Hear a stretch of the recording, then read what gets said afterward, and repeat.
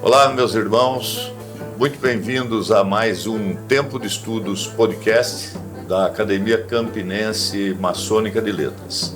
Eu sou Rubens Pantano Filho, presidente atual da nossa academia. Quero fazer um agradecimento já de início às empresas do Grupo Nippon Chemical pelo patrocínio para esse nosso programa da nossa instituição. Bem, hoje nós estamos recebendo aqui no estúdio do nosso irmão Tarcísio, um querido irmão, o irmão Cícero Barbosa dos Santos, veio aqui para conversar um pouquinho com a gente. Ele foi recentemente empossado como membro da Academia Campinense Maçônica de Letras, de modo que é uma satisfação receber o Cícero aqui. Cícero, por favor, pode ficar à vontade. Querido irmão Rubens, eu, antes de mais nada, agradeço o convite de estar aqui participando com vocês desse podcast, que é um podcast que já está virando referência no nosso meio. É uma condução extremamente interessante sobre tempos de estudos que precisamos na maçonaria do Brasil. Parabéns a todos vocês por esse lindo trabalho. Também agradeço e me sinto muito feliz por ter sido recentemente empossado na Academia Campinense Maçônica de Letras, o que com certeza traz prestígio para todos aqueles que fazem parte desse sodalício. Posso dizer para você que sou um maçom há 20 anos, sou um maçom feliz pela escolha que fiz em participar de uma fraternidade tão rica em conceitos, em filosofia e composta de pessoas tão ímpares como é a maçonaria. Sou advogado já há mais de 20 anos, tenho um escritório na capital, atuo na área civil empresarial e outros segmentos com especialização. A minha loja é a Sabedoria e Reconstrução, número 826, sediada em São Paulo, capital, oriente de São Paulo, filiada à GLESP. Você foi iniciado nessa loja, Cícero? Essa é a minha segunda loja. Eu sou membro fundador desta loja. Ah, ok. Eu fui iniciado na minha loja mãe, aqui na Atom 321. Né? E eu sou membro fundador. São Paulo também. E depois de ter participado por muitos anos das direções dos corpos filosóficos, tive o privilégio de presidir todos eles, do grau 4 ao 33, eu recebi um convite de um grupo de irmãos que pretendia montar uma loja de estudos, de preparação da essência da cultura, lastreada na cultura maçônica de estudos. Então nós fizemos essa loja, que tem mais de 10 anos, e hoje é um motivo de grande orgulho ter optado por fazer parte da fundação dessa loja, porque o nome foi escolhido não por acaso.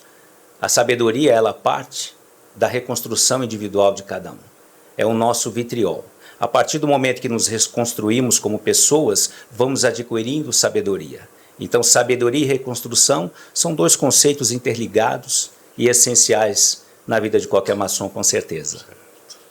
E, Cícero, você também, além da loja básica, também os graus filosóficos todos? Sim. Os graus, eu presidi por 2 vezes a loja de perfeição, que é do grau 4 ao grau 15, por 2 vezes o capítulo Rosa Cruz Filaletes Paulistas, o Kadosh Ipiranga e o consistório Saldanha Marinho. Eu fiz uma carreira sequenciada em todos esses corpos que são sediados na GLESP. E dentre os grandes motivos dessa minha caminhada ter sido profícua é ter participado desses corpos, porque foi uma escola de aprendizado muito grande, com certeza. Que bom. Bom, então, uma satisfação muito grande receber aqui o nosso irmão Cícero, né, acadêmico, um dos mais recentes, né, acadêmicos da nossa academia. Acho que está na cadeira, cujo patrono é o Visconde de segundo Visconde de Cairu, Cairu. Bento Lisboa. Isso.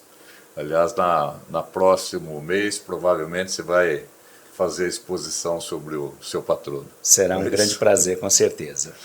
Bom, a gente estava aqui conversando um pouquinho antes, né, nos preparativos aqui da gravação e levantando alguns pontos, conversando um pouquinho sobre maçonaria. Estava conversando aqui com o Cícero, até contando que ontem tive o prazer de dar uma palestra à noite na loja Campos Sales, né, no Oriente de Campinas, e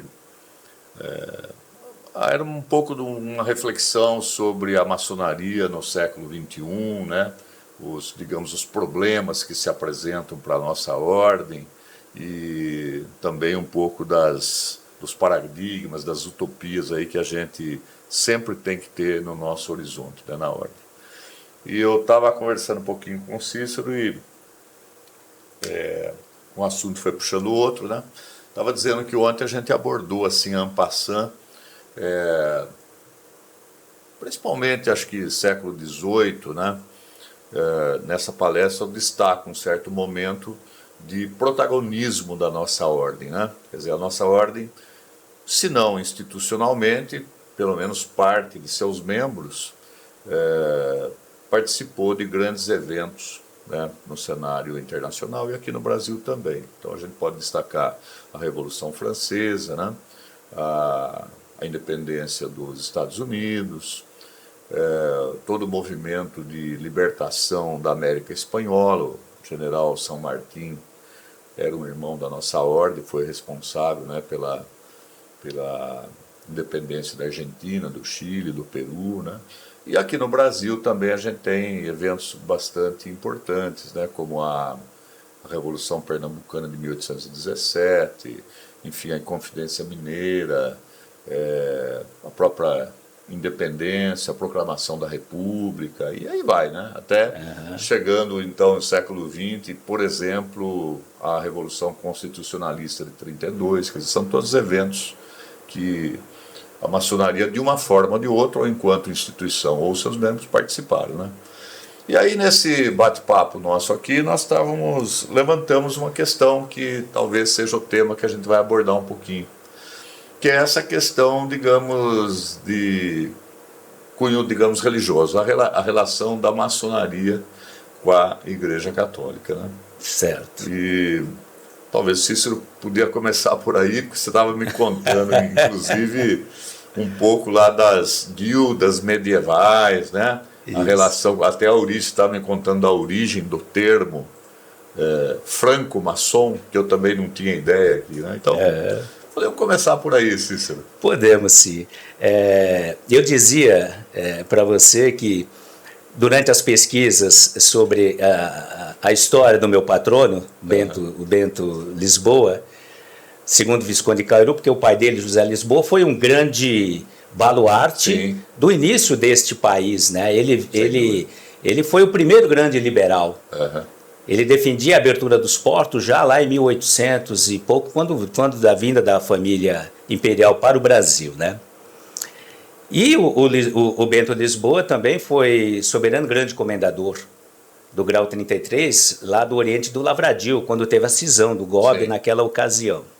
E eu me deparei com um estudo da professora Célia Marinho de Azevedo, que é aqui da Unicamp, e ela traz um estudo chamado Maçonaria, História e Historiografia. Parece que ela tem um trabalho muito centrado nessa questão da maçonaria, né? Tem várias publicações. Ela tem várias publicações, porque nesta publicação tem uma informação de que ela está preparando um livro sobre a história da maçonaria no Brasil, inclusive também um segundo livro sobre a influência afro na maçonaria aqui do Brasil. São temas que me pareceram bastante interessantes.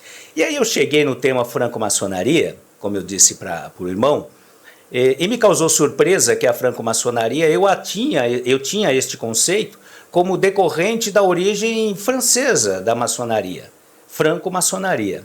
E a professora Célia, ela traz uma passagem do livro La Franc-Maçonnerie, de Paul Naudon, historiador francês, e ele traz a origem do termo franco-maçonaria como um termo criado a partir das guildas lá no século XIII. E diz Paul Naudon nesse livro, que é um livro basilar da história da franco-maçonaria mundial, Ele disse que as guildas, na ocasião, eram divididas entre guildas que tinham correlação direta com os feudos e com as cidades, portanto patrocinadas por eles, que eram as guildas de mestres construtores. E existiam os mestres construtores que eram livres, que podiam circular e não ficavam atrelados só a determinado feudo ou determinada cidade. E por incrível que pareça, para ter essa livre circulação, o poder, diríamos assim, sacro-imperial, era o poder da igreja. Era aquele que dava liberdade de ir e vir entre as comunidades. E esses mestres, que eram pessoas mais intelectuais, eles tinham da igreja uma franquia para poder circular entre as cidades, entre os feudos, como construtores livres. E aí o termo mestre franqueado, que era o termo corrente, virou Frank Mason. Franco-maçonaria. Você vê que interessante, quer dizer, nas nossas origens há uma ligação umbilical com a igreja, né? Sim, e chega a ser uma ironia. Eu dizia para você que era uma ironia porque depois a maçonaria foi caçada. Sim. Proibida veementemente pela Igreja Católica. Mas a ironia é que a franco-maçonaria nasceu dentro da Igreja Católica. Né? E aí os conflitos, conforme a gente estava conversando, eles começam, inclusive, no período meio de fundação lá da Grande Loja Unida da Inglaterra, né? Ali. Sim. Como eu dizia para você, se nós abordarmos lá o século XVIII, que foi o século de grandes... Eu diria para você que o século XVIII e XIX estabeleceu a maçonaria como nós a praticamos e vivenciamos hoje. Né? Então a maçonaria até então era uma maçonaria praticada sem regramentos e diretrizes pré-estabelecidas. A criação da Grande Loja da Inglaterra em 1717, eu diria que foi não só um marco para a história da maçonaria, mas também para fincar marcos nas relações políticos-sociais de então. A maçonaria mais forte que existia então era a maçonaria atrelada à Escócia e à irlandesa, que tinha uma conexão política direta, que era os jacobitas, a maçonaria jacobita. E ali tinha o amparo e a proteção da Igreja Católica, que apoiava a corte do rei James, que tinha o desejo de que ele reassumisse. Estava na França, né? Eles ainda estavam na Escócia, depois foram expulsos para a França por rei George, que eram os parlamentaristas, que não queriam o retorno do imperialismo para a Inglaterra. Então a corte do rei James foi expulsa para a França, toda ela, e lá, por incrível que pareça, alguns irmãos não devem saber, muitos sabem, claro, mas... É importante ter em mente que o rito escocês antigo e aceito, ele não é escocês. Ele nasce na França. Ele nasce na França justamente na estadia que nós tivemos da corte do rei James lá.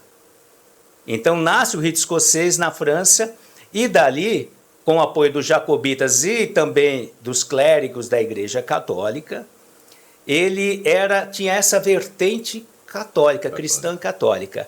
Para fazer frente a essa vertente, os estudos que a gente vai buscar, percebeu-se que a criação da Grande Loja da Inglaterra, ela é uma criação uma criação de maçons protestantes.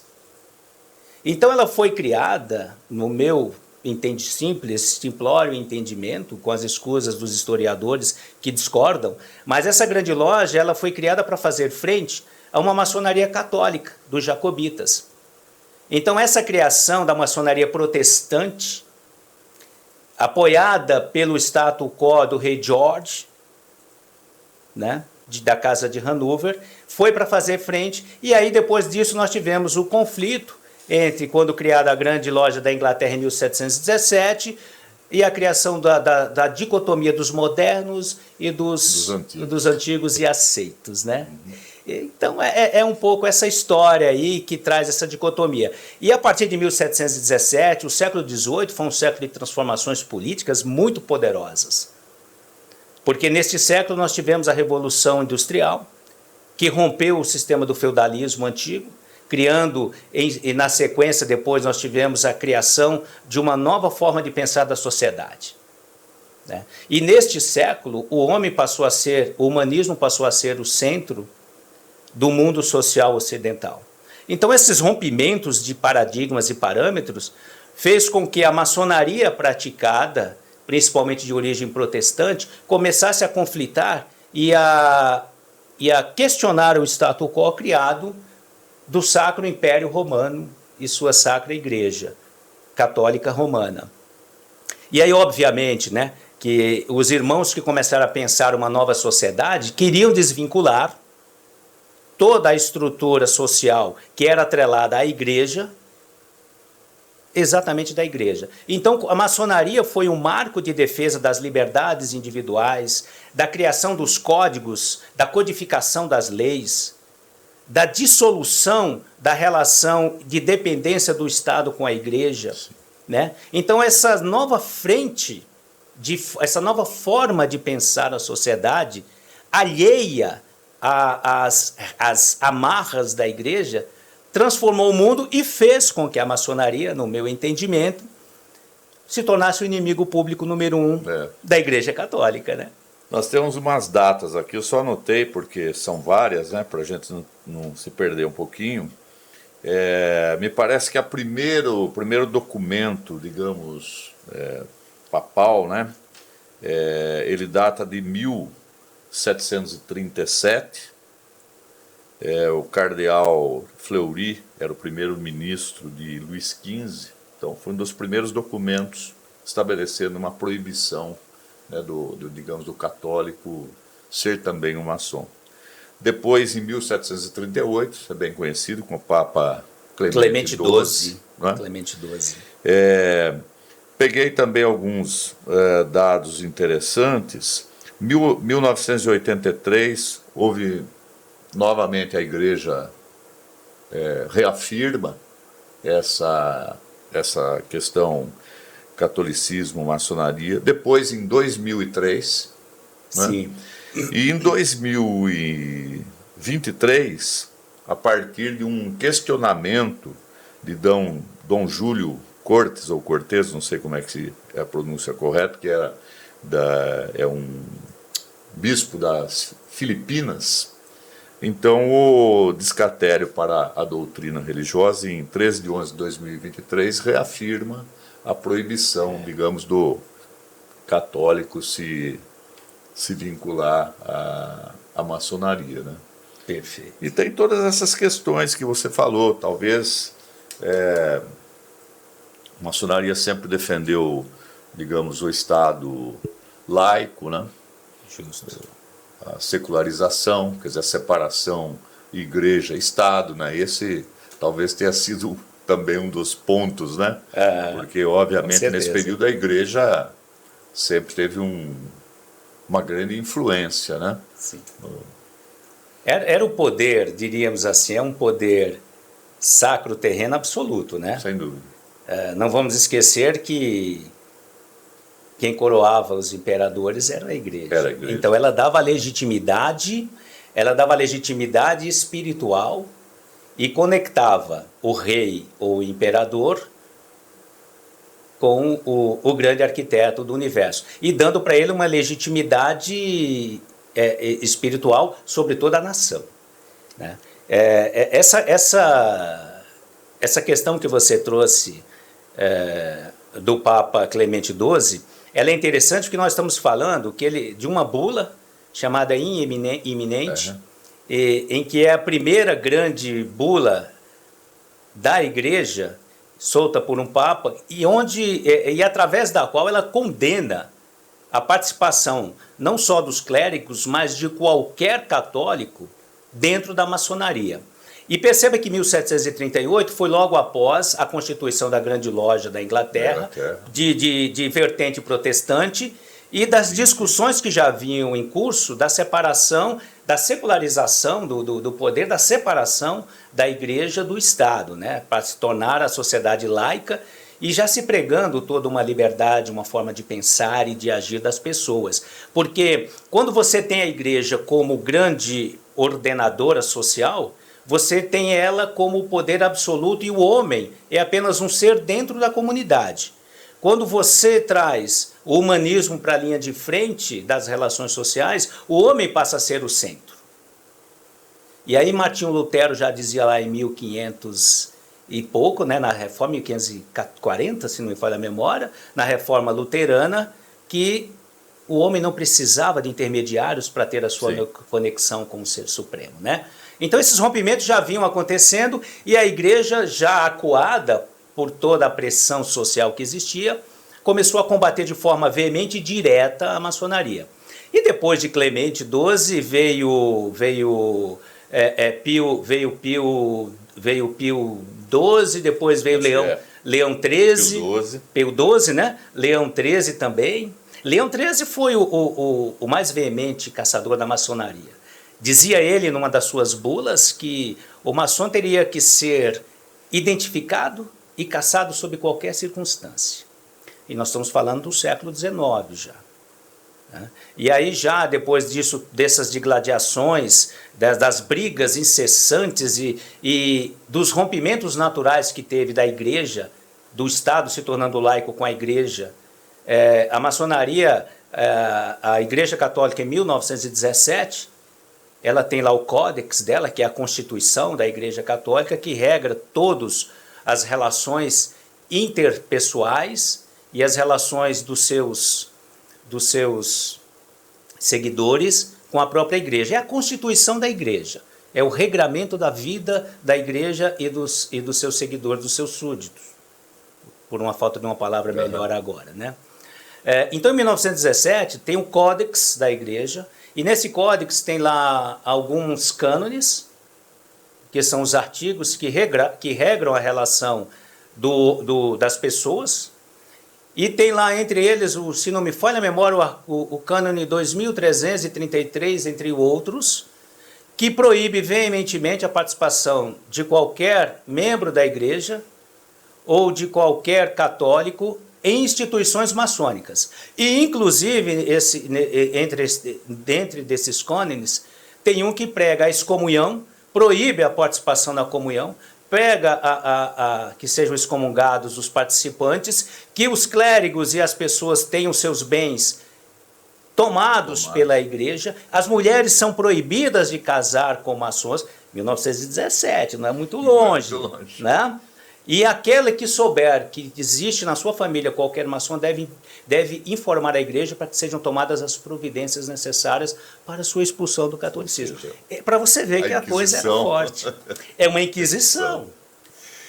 No Brasil nós temos também um período marcado aí na nossa história, que é a questão religiosa de 1870, né? Naquela época o Dom Vital, se eu não me engano, era o bispo de Olinda e era um ferrenho opositor, né, da maçonaria, pregava contra a maçonaria e tinha um forte apoio popular. E naquela época, nesse período aí, final do século XIX, nós tínhamos muitos clérigos, padres, bispos, que eram ligados à maçonaria. E o Dom Vital na verdade o Império era, digamos, favorável, né, à maçonaria. Dom Vital é preso, inclusive, depois não sei por quais razões, ele é solto, e ele vai então embora do Brasil, vai para o Vaticano e é homenageado se eu não me engano, pelo Papa Pio IX, né, como grande, foi homenageado por essa, digamos, oposição à maçonaria, né? Sim. Foi uma grande discussão socio-religiosa da época, né? Foi um marco na história do Brasil. Até porque a relação do Império, a relação Império, Maçonaria e Igreja, no Brasil Império, era uma relação feita de aproximações e de rompimentos. Não vamos esquecer que Dom Pedro I, ele foi o grande sacerdote da maçonaria, vamos dizer assim, e ele era intitulado Guatimozin, né? E foi levado por Bonifácio, foi iniciado na maçonaria, e se tornou o soberano grande comendador da ordem na ocasião. E depois o próprio Dom Pedro caçou a maçonaria e exilou tanto Gonçalves Leda quanto Bonifácio. Eles foram exilados. E ele fechou as lojas maçônicas. Então essa luta ela tem assim na sua essência os interesses políticos por trás disso. Às vezes os irmãos se equivocam por achar que a maçonaria não tem natureza política. A maçonaria é uma associação civil, é uma associação de natureza política também. Ela não é partidária, mas ela é política, ela é politizada. Não há como você dissociar uma associação, uma instituição, uma fraternidade que vive dentro da sociedade, desta sociedade. Não há como fazer isso. Os homens, os grandes, os eminentes membros da sociedade, todos faziam parte da maçonaria e foram transformadores sociais. Sem dúvida. Não tem como separar.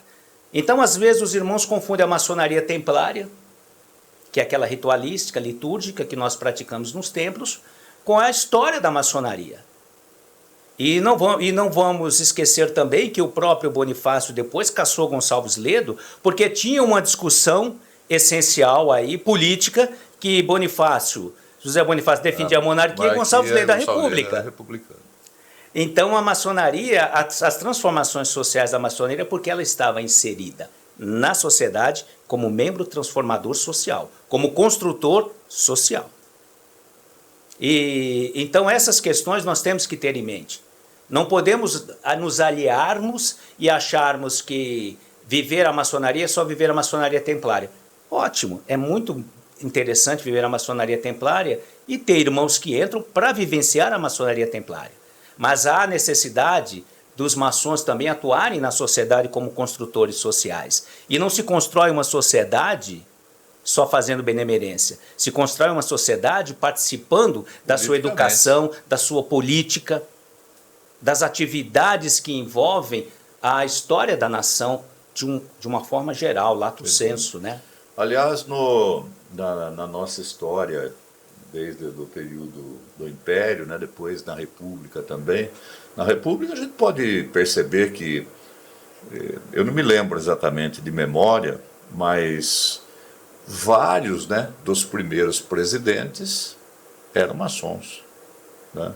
Então foi um período que a maçonaria teve assim, um grande protagonismo na nossa história política, né? Talvez hoje, ontem eu comentava um pouquinho na palestra, que talvez a gente vive assim, um momento,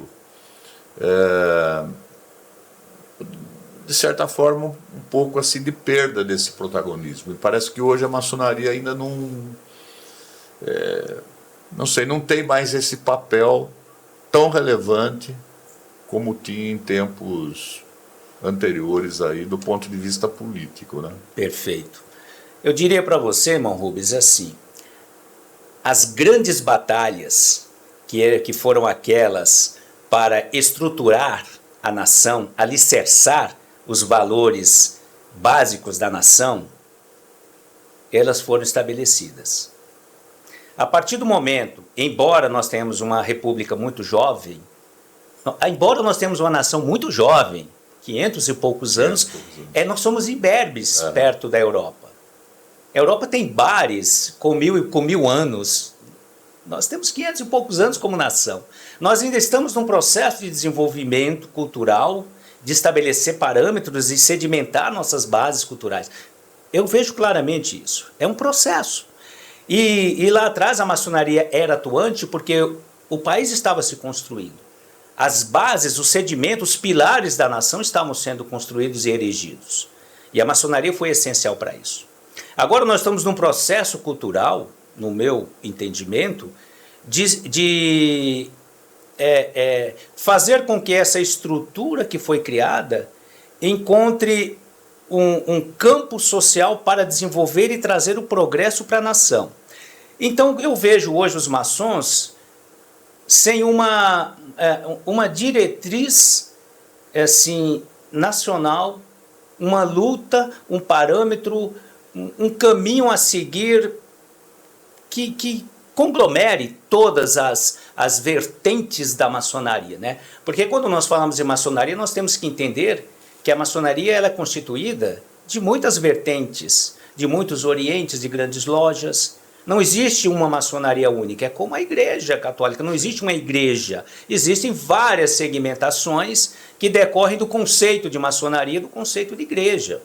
Então nós somos assim. E o fato de nós termos várias potências, várias grandes lojas, diluiu um pouco da atuação, desse poder, desse poder de atuação. Mas eu entendo que o maçom está pronto para qualquer grande luta. O que nós precisamos são de grandes parâmetros para voltar a unir em torno de um único objetivo, a maçonaria.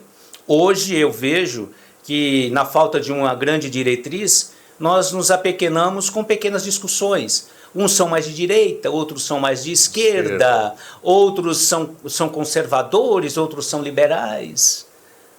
Mas, de repente, faz parte desse desenvolvimento social, né?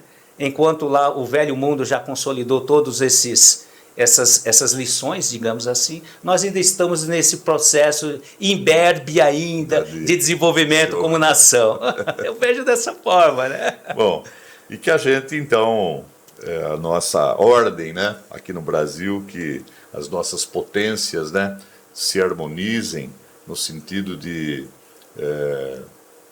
nos unirmos, né, para discutir os grandes temas nacionais e talvez junto com outros atores sociais, né, termos então influência para também contribuir, né, para o futuro da nossa nação. Eu não tenho dúvidas que nós temos muito para contribuirmos para essa nação. Até porque uma fraternidade onde as pessoas estão ali reunidas com o objetivo de tornar feliz a humanidade, de defender o direito, a justiça e a verdade, e isso como princípio basilar da ordem, é uma fraternidade que tem muito a oferecer para o país. Eu não tenho a menor dúvida, não tenho mesmo. Viu? Somos fortes e poderosos porque temos princípios que são leis universais. E enquanto princípios de leis universais, eles serão praticados a qualquer tempo da história da humanidade. E nós só precisamos agora de grandes diretrizes. E elas virão. E nós estaremos preparados para elas. Eu não tenho dúvidas disso. Bem, meus irmãos, podem observar que a nossa conversa aqui poderia se estender por um bom tempo, né? Fico muito feliz aí em receber o nosso irmão Cícero. Vocês podem perceber pelo teor da nossa conversa e pelas colocações muito pertinentes do nosso irmão. Eu digo que fico muito feliz pela aquisição do Cícero como novo acadêmico da nossa Academia Campinense Maçônica de Letras. Infelizmente, a gente tem um tempo mais ou menos limitado, né, para que o nosso podcast não seja muito longo. Então, a gente está terminando aqui esse bate-papo com o Cícero, mas o Cícero já fica convidado, né, para voltar numa outra oportunidade. A gente elege aqui um outro tema e vamos conversar um pouquinho e oferecer, então, um pouquinho das nossas reflexões, né, para os irmãos de ordem. Eu acho que é uma contribuição que nós, da Academia Campinense Maçônica de Letras, estamos tentando oferecer aos irmãos todos, né? Então, Cícero, eu quero agradecer imensamente pela sua participação. Como disse, fica já o convite, a gente marca uma próxima para conversar aí sobre um outro tema, né? Quero agradecer mais uma vez às empresas do Grupo Nippon Chemical pelo patrocínio, né, para o nosso programa. E a palavra está com você, Cícero, para as considerações finais, aí, para se despedir dos nossos irmãos. Irmão Rubens, eu certamente tenho muito a agradecer pelo convite, a oportunidade de participar desse podcast. E, como você disse, o tema é para gravarmos horas e horas e horas e até dias e ficarmos aqui, porque ele é apaixonante. A maçonaria é apaixonante, o tema é apaixonante, mas o que eu quero dizer aqui é que eu acredito na maçonaria.